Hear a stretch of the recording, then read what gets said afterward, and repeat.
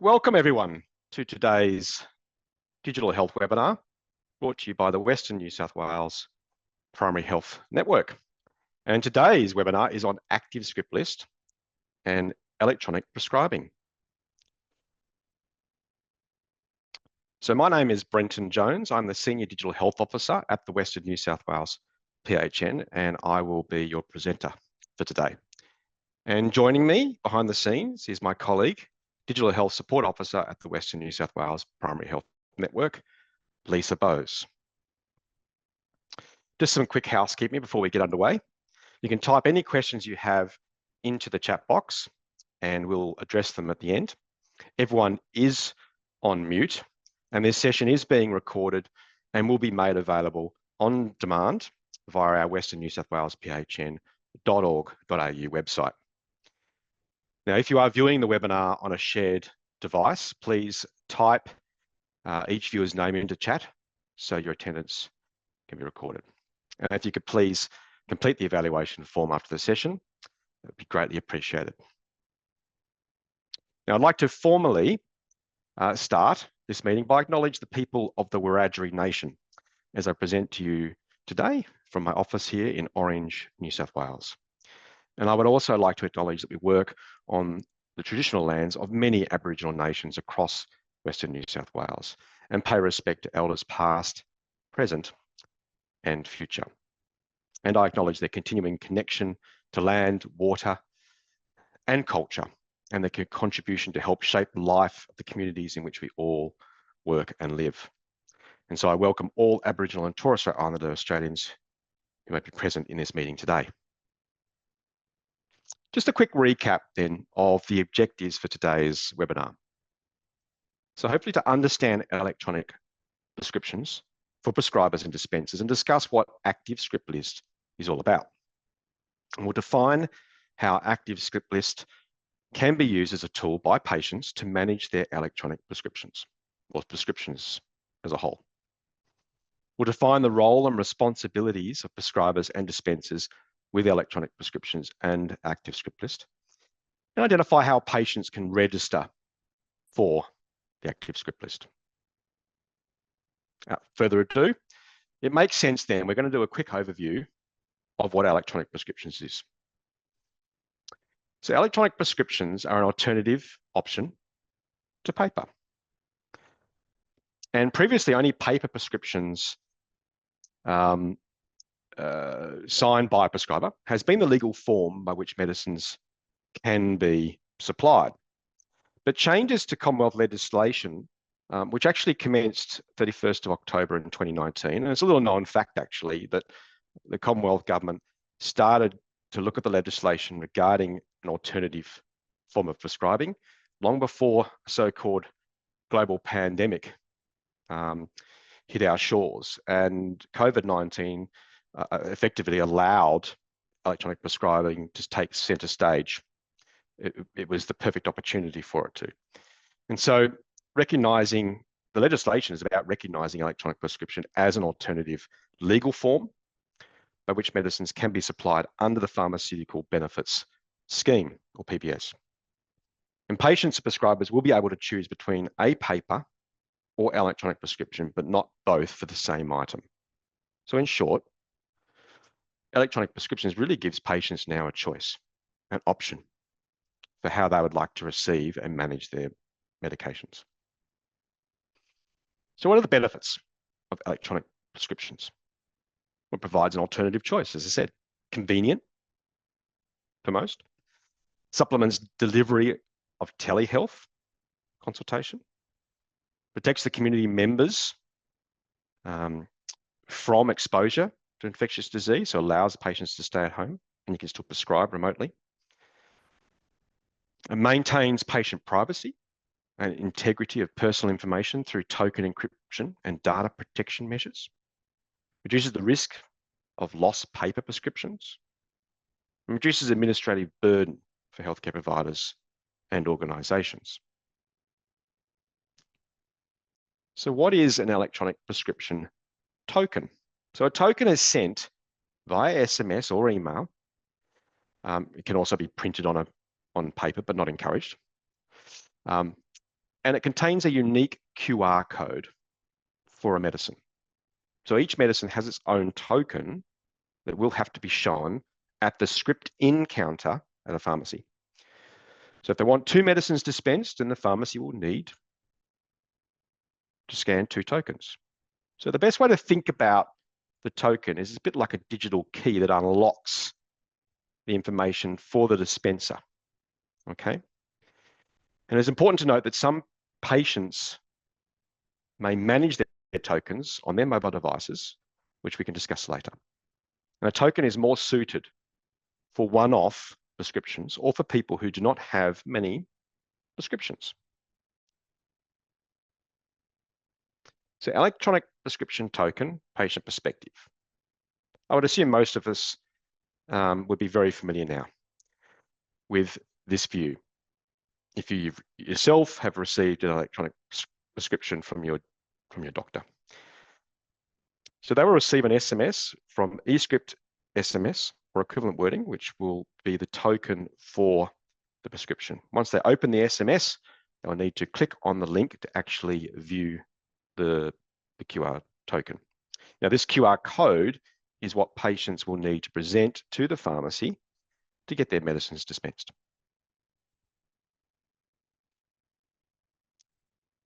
Repeats. This is a common question I get. So pharmacies must provide the patient with a new repeat token, SMS, email, or printed on paper.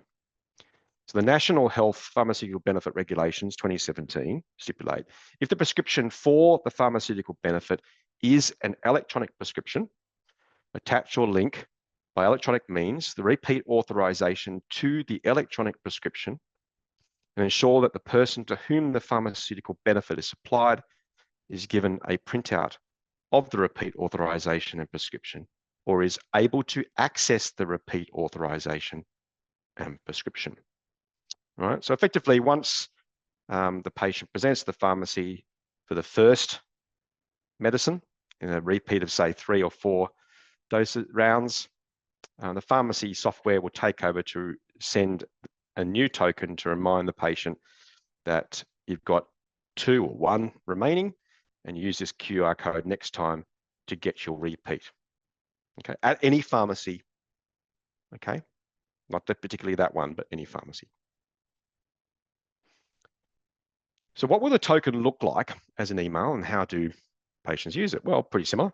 So it would come from no reply at emailprescription.com.au, and they will need to click on the link in the email to view the token. So the patient can just take that token into the pharmacy. So what about expired, dispensed, or cancelled scripts? So when you have a script that has been cancelled by the prescriber, expired or dispensed by a pharmacy, the token is no longer available. And you can see this on the examples shown. So when the link is accessed to view the token, these messages will appear. So the prescription has already expired, has already been dispensed, has been ceased by the GP. So specific instructions as to why. And as you can see in these examples, there is no QR code displayed. And that's because the QR code won't actually appear as it's no longer valid. We'll just display the relevant message. Just remember, the QR code is that digital key, it's the unlocking. And so it's not going to be made available because there's nothing to unlock. So electronic prescriptions, what can they be used for? They can be used to prescribe all items with the exception of complex authority prescription items, where the paper prescription is required to be sent to Medicare for approval, for example, and electronic prescriptions, management options, SMS, email, tokens. But effectively, Schedule 8 medicines, yes, private non-PBS prescriptions, Regulation 49, all covered. And also note here too that electronic prescriptions must comply with any additional state and territory legislation, as is the case for paper, exactly the same. So please pay attention to that as well. Now, this is my favorite slide, because if you want it on one page as to how electronic prescriptions can be managed, these are the options. All right. So receive token on mobile device as SMS or email and take that in for a one-off. You've also got the ability for carer agent can receive tokens as SMS or email on behalf of the patient.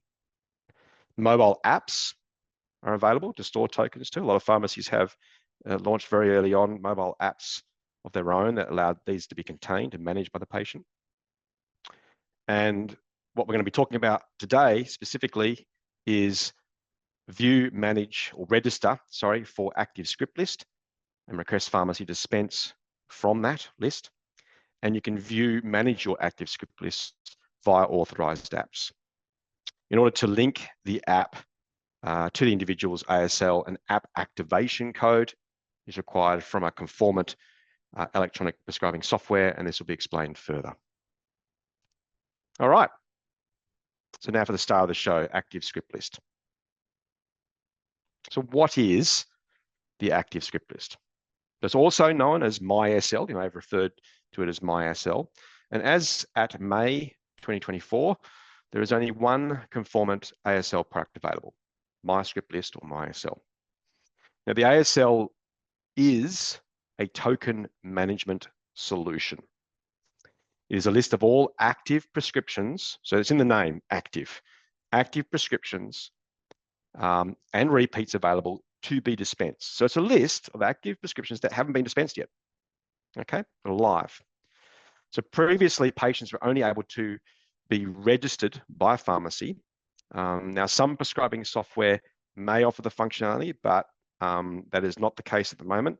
We're waiting for general practitioner clinical information software to become conformant with the registrar and to offer that functionality. So at the moment, it is predominantly pharmacy. So a pharmacy can only access a patient's MyScript list once they grant consent. Prescribing software may have the functionality, as I said before, once consent is granted. The patients can view and manage their active script list via conformant patient apps, but there are none yet conformant as of May 2024 and likely to be available in the coming months. So keep an eye on that and we'll make announcements in the PHN too as they become known. So carer and or agents for active script list. And this is a common question I get, especially by pharmacists. So patients may nominate a carer and or agent to manage active script list on their behalf and collect their medicines. All right, so a carer, what is a carer in this context? So a person or organization who has the same active script list rights and access as the patient. So for example, this is a common example, a residential aged care home may, with the resident's permission, nominate themselves as a carer so they can receive electronic notifications and provide site consent. What about an agent? So an agent is a person whom the patient has authorized to collect supplied medicines, i.e. to receive a dispense on behalf of the patient. So the patient is responsible for getting consent from the carer agent and communicating this to the healthcare provider. So registering a patient for active script list. Now, it's very important to remember that a patient registers only once. That's it. They can pick any pharmacy in Australia, go in and register. And that's where most of the work is. Once it's registered, you've effectively unlocked your account, if you like, to be made available to any pharmacy of your choosing. But it's a two-step process. First step is register, and the second step is to give that pharmacy consent to access. So registering a patient for the active script list is about when the patient requests to register, the registration process is initiated via the dispensing. So at the pharmacy I'm talking is initiated via the dispensing software. As I said before, not all prescribing software offers this functionality just yet. Now, consent and access request are sent to the patient using their preferred contact method. And this is an SMS or email message, one of the two.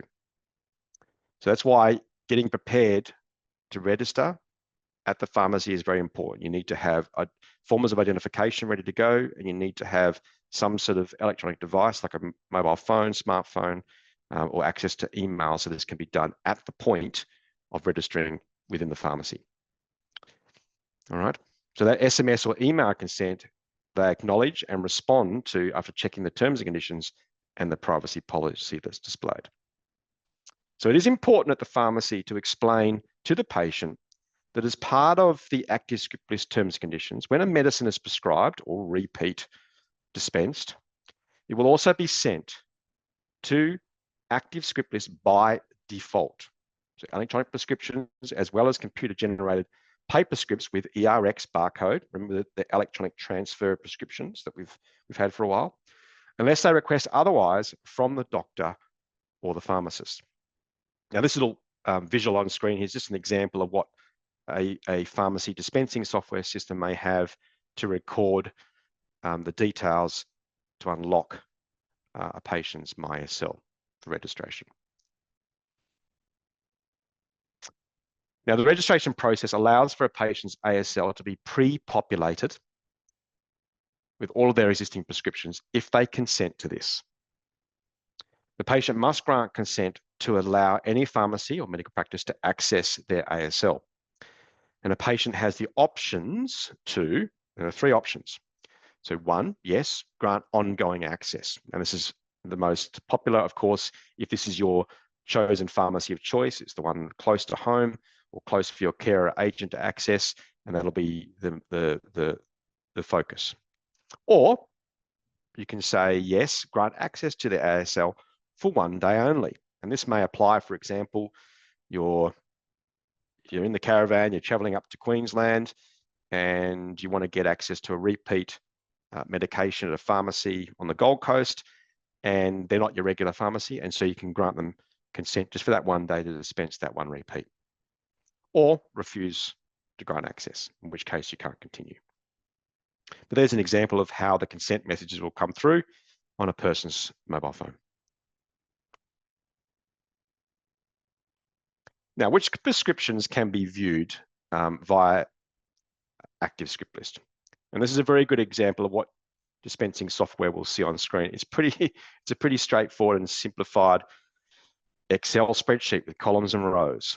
Now, unless the patient requests to withhold from ASL, this is what will be available.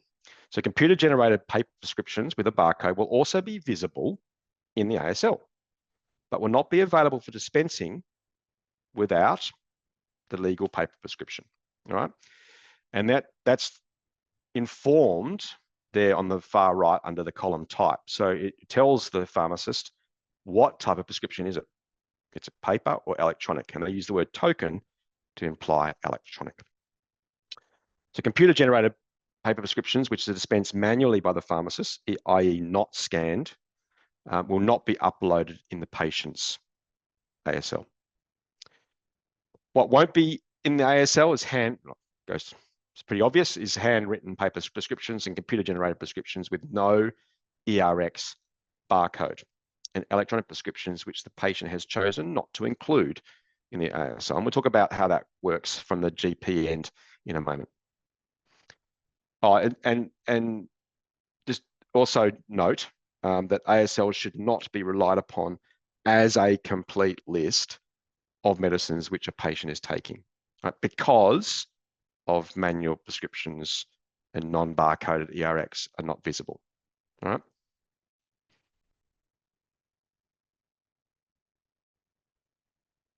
So if we have to break this down into 5 simple steps, how do patients use active script list? 1, a patient can request to register at a pharmacy or GP if their software has the functionality. But for now, it's pharmacy. And I recommend you advocate for it to be done at the pharmacy for the moment.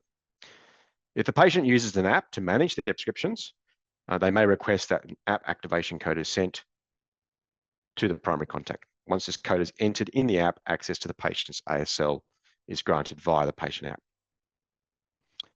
2, the patient attends the doctor and requires a prescription. If the patient chooses, so again, patient choice is key here, an electronic prescription is provided and is added to the ASL by default unless they ask the doctor to withhold it from the ASL. And the patient does not need a token, but can receive one if they wish.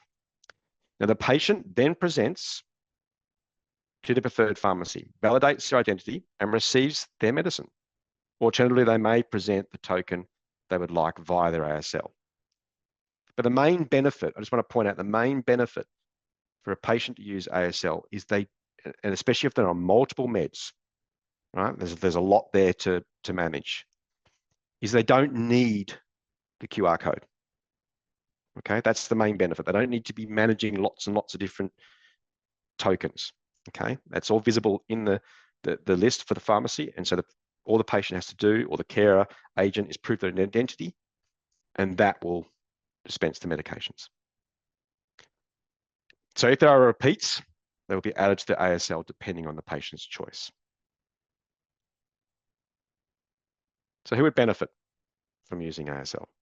So scripts on file patient. Pharmacies, can provide scripts on file service electronically. So less scripts on file, right? Don't have to go through and get rid of out of dates and then contacting patients, pharmacy filling scripts, etc., etc. This may be useful to keep track of scripts for patients who have the medicines packed into a dosage administration aid like Webster Pack. Okay, reduction of lost scripts. As I said, patients take multiple regular medicines, removes the need for that multiple token situation. Lost a repeat. Patient's not required to present a token when registered for the ASL. Hallelujah, it's great. All right. So policy requirements. Yes, this is all wrapped in policy, just like My Health Record policy, right? So the regulatory framework for e-prescribing includes 3 policies, which are available via this link on the page. The security and access policy, the privacy policy, and the data usage policy. Healthcare provider organisations that have been enabled for e-prescribing must operate in accordance with these policies. So the security and access policy also specifies matters that an organisation's own policy should address. So briefly, these are how the organisation will authorise employees to access the clinical information system enabled for e-prescribing. So, making sure unique login details, and also assist consumers to register if applicable. So as a general practice, if you decide to that you would like to have that service, offer that service to patients, then you're going to make sure it's in the policy and that all of your clinicians understand how to go about that. So how an authorized employee's use of that system will be suspended or deactivated in certain circumstances. So, to remove their information from the system, for example. The training that will be provided before an authorized employee can access the system, and if applicable, assist consumers to register for an active script list. Now, this may include maintaining a training register and an outline of what matters will be addressed in the training. Security and information security measures that apply, and strategies for identification and management of security risks, and how the organisation will verify a consumer's identity to register them for an active script list or access their active script list if applicable. So most common, of course, is 100 points of identification, making sure driver's license, Medicare card, passport, that kind of thing. Now, an organisation may adapt its existing policy or policies to address these e-prescribing matters, or may develop a standalone policy. That's your choice. All organisations are different. So if you consider there are other matters unique to your organisation that you should be that should be addressed, then you can include them in your security and access policy. Now, further, under the Privacy Act of 1988, your organisation needs to have a privacy policy, right, in place, which is publicly available. In light of your organisation participating in e-prescribing, you should consider whether your privacy policy needs to be updated, to reflect any changes or additions to the way your organisation collects and uses personal information in accordance with the e-prescribing privacy policy and data usage policy. So if you do have any further questions about this, you can direct them specifically to eprescribing@health.gov.au. Okay, so prescribing electronic prescriptions. I won't spend too much time on this because most will be familiar with this, but it will tap upon how to identify that MySL or active script list flag within the prescribing software. But the normal processes of prescribing or re-prescribing a medicine will be covered. So there's an example, very popular screen with best practice. So you can select the medicine that you want to send a token for. And you go to the token drop down and choose from SMS, email, or paper, which the patient prefers. From there, select the eScript tab on the side to send the token. Okay, so that's effectively your eScript means send. And double check and confirm the patient or carer's phone number and email address are correct. Now, of course, this should be done at the reception before the patient has come in for the consultation. Ideally, that information should be checked regularly, so the GP doesn't have to check that at the point of prescribing, but it's certainly a useful option, especially if the patient has recently changed phones or there is a carer there with the patient at the same time. Now, I might just notice, I don't know if you can see there on the screen, you do have the option there, paper, okay, token. So you're probably wondering why token and then paper. So that does allow, like I said, it's not encouraged because we're talking about electronic form is the ideal here. But if the patient is unable to have any access to a mobile phone or email address, and for the purposes of their requirements right there and then you can print out the QR code on the piece of paper, and then they can use that to take it to their pharmacy. So once you have sent the token, you will know that it has been successfully sent by a dialog box appearing, as you can see here. And it's also best practice to check that the patient in the consult that they've received it. So that's how instantaneous it is, right? Is just say to them, can you confirm that you've received it?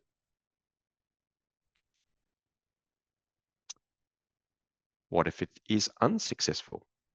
So if it is unsuccessful, you will get an error message appearing on your screen. And it's best to check before ending the consultation that the token has been received. Now, in the event of no error message and patient does not receive token, it is best practice to check the patient's phone number and/or email address in the system to ensure that the token is being sent to the correct place.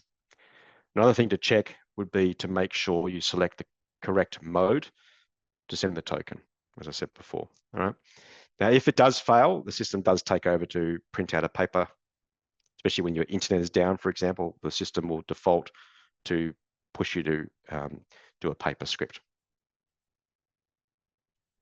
One thing I just might mention very quickly here too is that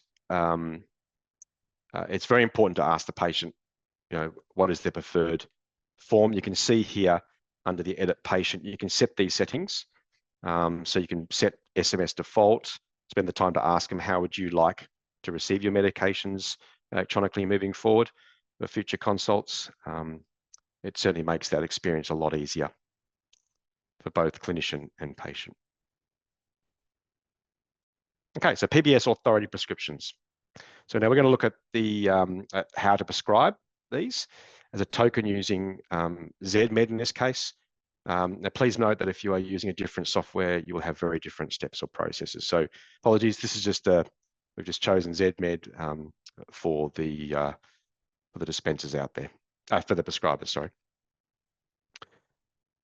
So perform an electronic prescribing software will allow prescribing a medicine as a traditional paper script as well as electronically, as I said. Right? PBS authority prescriptions can be prescribed electronically where the approval code can be obtained at time of prescribing.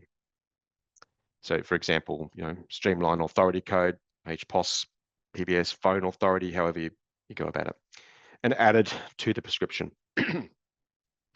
Now, when you are prescribing an electronic prescription for a medicine which requires an authority, it's important that you still follow your normal processes for either streamlined authority numbers or non-streamlined authority numbers.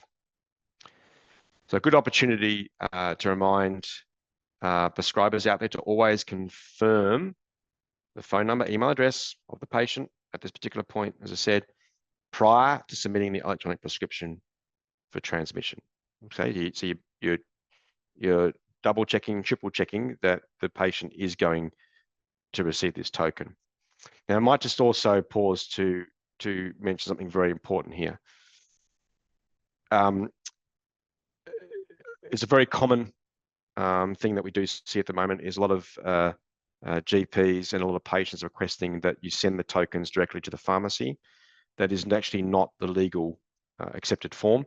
The electronic token must be sent to the nominated carer or the patient in the first instance, and not forwarded to a pharmacy's dispensary email address or that kind of thing. Now, it is being reported that if a patient has given specific consent and that the pharmacy has consented to receive it that way, that is happening a lot. However, it is not the legal recommendation protocol to do that. It is recommended that you send it directly to the patient and only for the patient's eyes only. So what is the process for S8 medicines? As an example, medical director.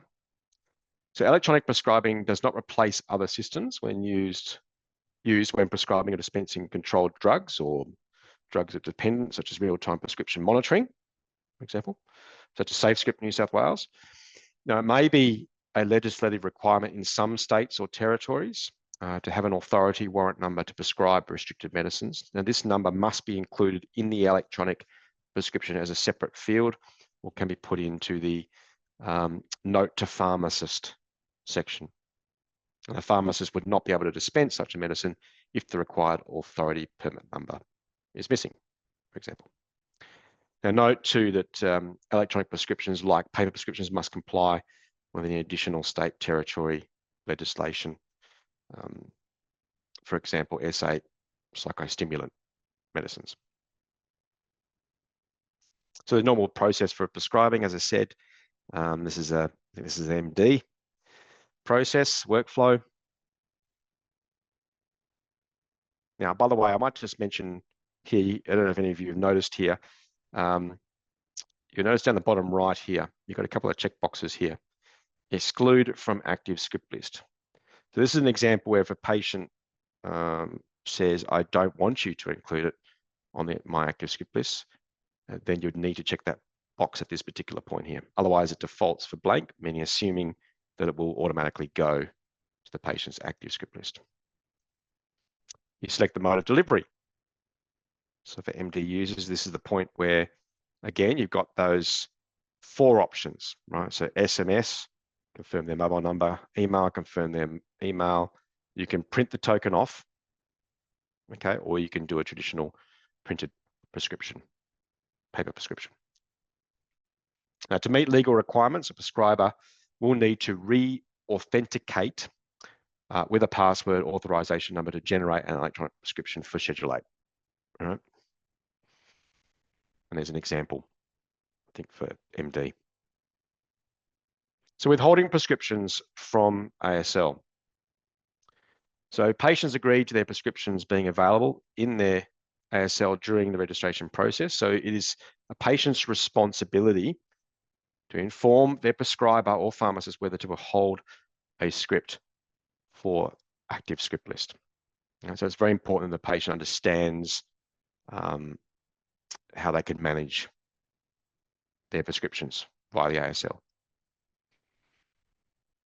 So withholding consent.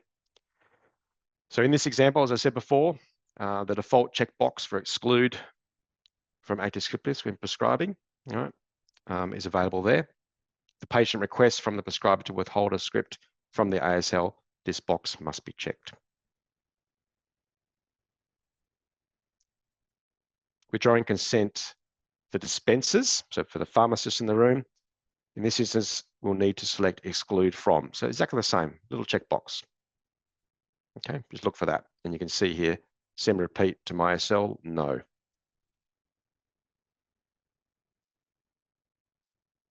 So practice staff responsibilities. So what do practice staff need to do? Well, practice staff can also help contribute to efficient workflow for electronic prescribing by confirming patient email address, mobile number when marking as arrived, along with other checks that they would normally do upon patient arriving.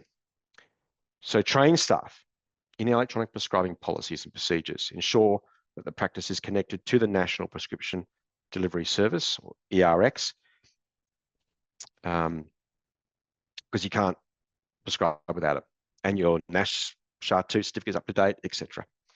Ensure the practice is using the most up-to-date version of their electronic prescribing software too. So the role of the prescriber. So annotate an electronic prescription with relevant information if needed. Right? Specific requirements relating to state jurisdiction apply there, as I mentioned before. Confirm receipt of token before end of consultation. Reissue an electronic prescription token if original misplaced. Cancel a prescription. So if a patient is no longer taking that medication, deactivate the token issued. Now note, a prescription that has been dispensed cannot be corrected or cancelled, right? Obviously, it can't affect after this situation. So outstanding repeats can still be cancelled, depending on PBS functionality. So there's a few what ifs here, and it's important to understand how to manage these. So a couple of scenarios. One, okay, the patient accidentally deletes a token from the device. I'm sure this has happened more than once. So we know how easy it could be for a patient to delete their SMS. So some phones have a setting which automatically deletes SMS after 30 days. The patient should call the practice and advise the receptionist. So possible solutions are for the prescriber to resend the token, if original script, or dispensing pharmacy if it's a repeat script. But it's important for the patient to understand where they last visited the pharmacy in the case of that repeat situation. Or if appropriate, offer to register a patient for the active script list. So 2, a token is sent to the wrong number or email address. So the patient may have given incorrect contact details or have out-of-date info, resulting in the token being sent to the wrong number or email. So when the patient arrives for the appointment, they should check that all their contact details are correct and update when they change phone numbers or email addresses. Also, to help avoid this, the GP must confirm receipt of the token before ending the consult, or advise patient to call back if they haven't got their phones close by to check. Now, if the token still doesn't come through, they will cancel the script and generate a new script with a new token, and make sure that the contact details have been updated. Once the original token is cancelled, it will become invalid, and no one will have access to the medication or prescription details of that original token. Or 3, the patient is unable to receive an electronic prescription token as they do not have a smartphone. So the patient may provide their carer's contact details at this point to receive the electronic token on their behalf, or elect to receive a paper prescription instead, or get a printout of the QR code. Alternatively, consider registering the patient for active script list, as this would remove the need for the patient to have or present a token to the pharmacy. Now note, although an electronic prescription may be sent directly to the patient's preferred pharmacy, if appropriate, this is not ideal, as I said, for pharmacy workflow. Okay, given that SMS email tokens do not contain the patient's name in the body of the message or email. Dispensing. Okay, so for the pharmacists in the room, some info on the dispensing of electronic prescriptions. This is an example from Fred, dispensing software. Some key fields are highlighted in red. These may appear differently in some other software, but the content will be the same. So option to withhold script, as we mentioned from ASL. Prescriber annotations will be visible to the pharmacist. And information for original prescription details and repeat dispensed will be visible to the pharmacist. All right, so it's important not to assume that the details on file are correct. Most of you will be familiar with this anyway. You can see here, confirm patient details and repeat preferences at that point of dispensing, so that they do get the QR code for the repeat. All right. So again, confirm the number.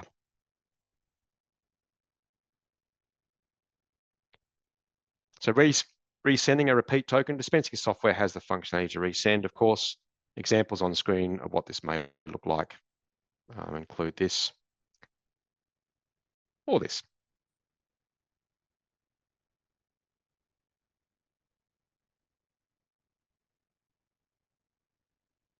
Dispensing medicines from the active script list. So when viewing the ASL, it is clear which to distinguish between computer-generated paper scripts with the ERX barcode appearing on the ASL and electronic prescriptions or the token. So computer-generated paper scripts with no ERX barcode and handwritten scripts will not be visible.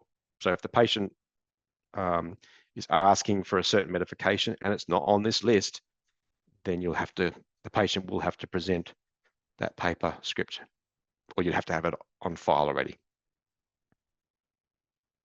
So only electronic scripts can be dispensed from the ASL. Paper scripts appearing in the ASL cannot be dispensed, as I said, without presentation of that physical paper script. Now you can select the script to be dispensed from ASL or scan the token, doesn't matter. Now legal prescription resides in the PDS.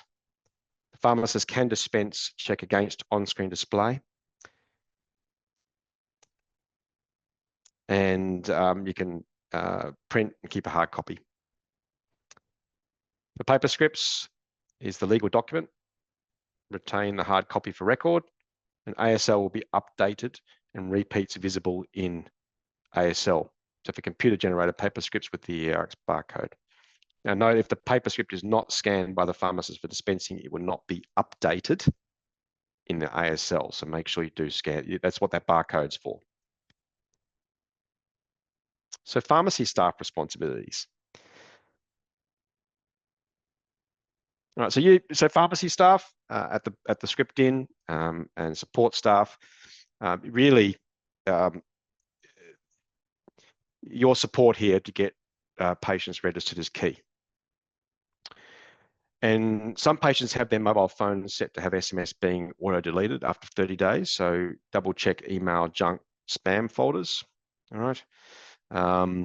Consumers currently on high alert for phishing scams, so may have accidentally deleted an email or SMS with the prescription thinking it was a scam. So it's important to inform them of what that will look like and who it's coming from. It starts at the scripts in. Confirm name, address and phone number, date of birth, Medicare or DVA details, and would the patient prefer to receive repeat tokens via SMS or email, or would they prefer the active script list?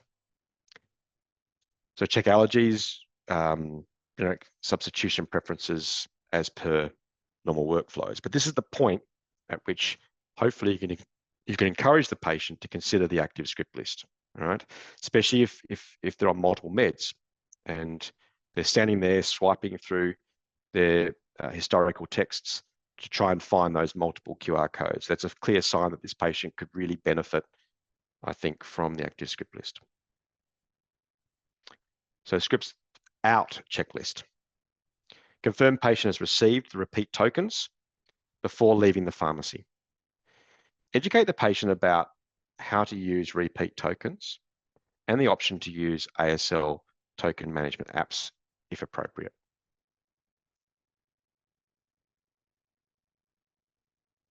So just some tips for pharmacists. So avoid automatically overriding patient details when scanning electronic prescriptions. So for example, the doctor or receptionist may have got the details wrong. So always reconfirm details with the patient themselves. Check electronic prescriptions from the full electronic prescription on screen, including all annotations. Do not check from the token. All right, like again, that's just unlock the token is just a key that unlocks the details. So active ingredient prescribing. Don't assume that the software will automatically choose the correct brand or medication. Software error, report it to your vendor. Make sure that any errors that you're experiencing are reported back so they can be fixed. Overall, you still need to clinically assess the appropriateness of the medication for the patient as per standard practice. Right, just a very quick case study that sums up everything I've talked about. So how do patients use electronic prescriptions? So Tracy, hello Tracy, she likes the convenience of not having to keep paper prescriptions anymore, but does find it challenging having to keep track of multiple tokens on her phone. So Tracy's pharmacist, Ken, suggests she registers for active script lists so that she doesn't have to worry about showing her tokens every time she visits the pharmacy. Now, Tracy is a known patient to the pharmacy, so she provides her Medicare card to satisfy the identity check, and the registration process using the dispensing software can now commence. Now, as I said, remember, this is Tracy only has to do this once, the registration process once. All right. Ken commences her ASL registration via the dispensing software. Tracy accepts the terms and conditions and confirms historical upload of her active prescriptions via an SMS. Ken also sends her an SMS to request access to view Tracy's ASL. Tracy grants Ken's pharmacy ongoing access to her ASL because Ken is her preferred pharmacist. Note that pharmacy assistants can also recommend ASL and register patients. It doesn't have to be her regular pharmacy that registers her. It can be any, as I said, any pharmacy in Australia who's got the conformance software, which most do, she can do that. So whatever's convenient for Tracy, the patient. If the patient is new to the pharmacy, they will need to confirm identity when registering. Right. So that's if she is new to that particular pharmacy and it's an out-of-town pharmacy, then she would have to have those 100 points of ID. So Tracy has a new electronic prescription added to her ASL. So the next time she visits, she is prescribed Prescribing for her high blood pressure. Tracy asks for an electronic prescription and it's automatically, so that box is unchecked, available in her ASL. So Tracy visits another pharmacy. So she leaves town to visit her daughter and help look after the grandchildren over the school holidays. She is due to have her regular medicines dispensed, so she visits a different pharmacy. She has one repeat on her paper prescription, which she brought with her, but her other scripts are now on ASL. She asks the pharmacist if she can access her ASL to dispense those prescriptions as well. So she presents valid ID, and the pharmacist then sends Tracy an SMS via the dispensing software, which invites her to allow the pharmacy access to her active script list. She agrees and consents to the pharmacy accessing her ASL for 1 day only. So the pharmacist dispenses the electronic prescriptions from the ASL. They can see electronic prescription for Prescribing and a computer-generated paper prescription for oxybutynin. The dispenser selects Prescribing from the on-screen display, and the electronic prescription is downloaded from the PDS so they can dispense the medicine. As simple as that. So the pharmacist asks Tracy to provide the paper prescription for oxybutynin and scans the barcode to dispense the medicine. She retains a hard copy record. Tracy's ASL automatically updates to show that the prescription for Prescribing and oxybutynin have been dispensed and shows the number of repeats remaining. So dispensers can also edit the dispensing record if an error has been made. And prescription information will be uploaded to the patient's ASL. So that pretty much brings me to an end on the full processes regarding prescribing and active script lists, but there's some additional resources which are available to both dispensers and prescribers. So for dispensers, There's a wealth of resources, and I encourage you to go to digitalhealth.gov.au, where you can take part in some online self-paced training. There's a lot of e-modules there, which are CPD accredited, on-demand webinars and podcasts. There's also all those access links to policy documents, the active script list privacy framework, and others. And the same for prescribers as well. So for further support, then you can certainly reach out to the Australian Digital Health Agency. There's a contact form there, or you can reach out to myself, Lisa, in the Primary Health Network. We're more than happy to assist and troubleshoot if required. But if you have specific errors or issues regarding the dispensing or prescribing of electronic prescribing, then you can reach out to the ADHA. And there's their contact details, which I'll just leave on screen for the moment.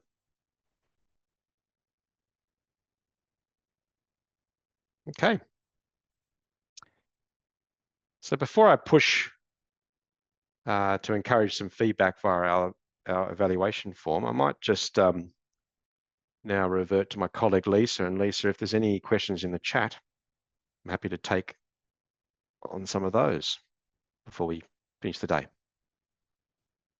Hi, Brenton. No, there's no questions in the chat. But like you mentioned before with the tokens, when a patient gets a token, that obviously they can use different apps potentially to store their tokens. Can you think of any off the top of your head that they might use? No, I can't think of any off the top of my head. You're talking about token management in particular? Token management, yes. Yeah, so a lot of popular pharmacy chains have launched their own brand of token apps, or apps that can now manage tokens. So just by going to your local pharmacist and asking if they do have an app, most of them will advertise in their retail pharmacy on how to access and download that and set up an account. Yeah. Okay, great. And there's, as I mentioned before, when it comes to active script list management in app, we're waiting for a full conformant list of those apps. There are none at the moment, but it's worthwhile keeping an eye out for when they do come to market in the coming months or years. Okay.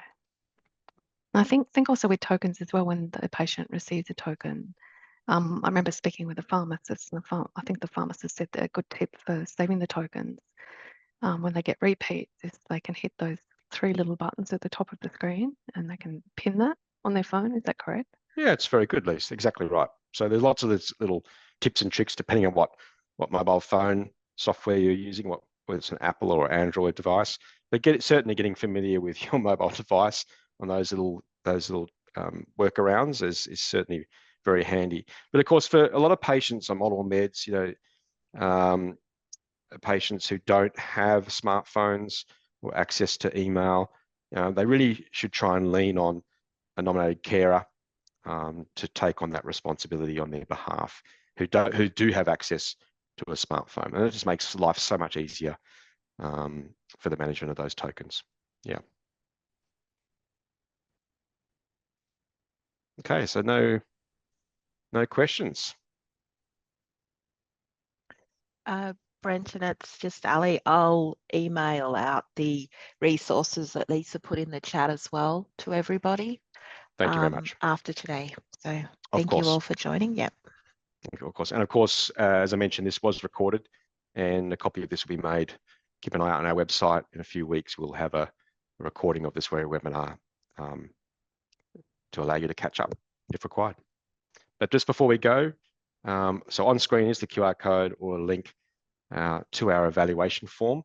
So your feedback is important and does help us to continuously improve on the educational content we try and deliver here in the Primary Health Network. So please take a couple of minutes if you can to complete that. And until next time, thank you for your time and enjoy the rest of your day.